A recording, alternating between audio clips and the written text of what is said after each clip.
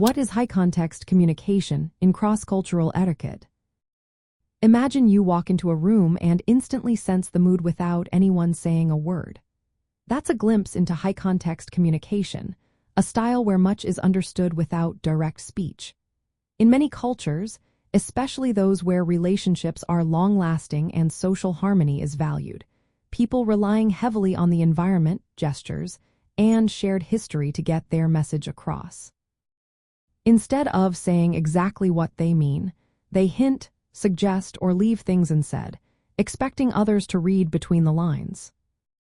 In these cultures, words are just part of the story. Tone of voice, facial expressions, eye contact, and body language carry as much weight as the actual words spoken. For example, a nod might mean agreement, but in some cultures, it could also mean understanding or acknowledgement, not necessarily consent. People often communicate indirectly to avoid conflict or embarrassment, which helps maintain group harmony.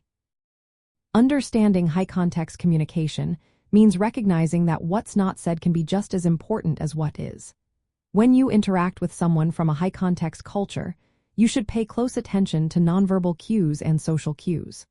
For instance, if someone avoids eye contact or their tone softens, it might be a sign of disagreement or discomfort. Being patient and observing these subtle signals can help you respond appropriately. In practical terms, conversations tend to take longer because people prefer to build trust and read the social atmosphere first. Rushing for clear, explicit answers might seem rude or pushy in these settings. Instead, it's better to allow conversations to flow naturally, giving space for unspoken messages to be understood.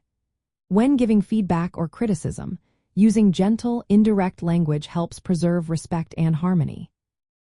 In written communication, high-context cultures might use less direct language, relying on context clues or shared understanding.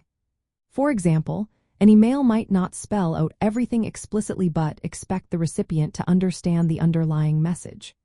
This is why face-to-face interactions are often preferred in high-context settings. They allow for the full range of verbal and nonverbal cues to be shared. In summary, high-context communication is about understanding that much of the message is embedded in the social environment, relationships, and nonverbal signals.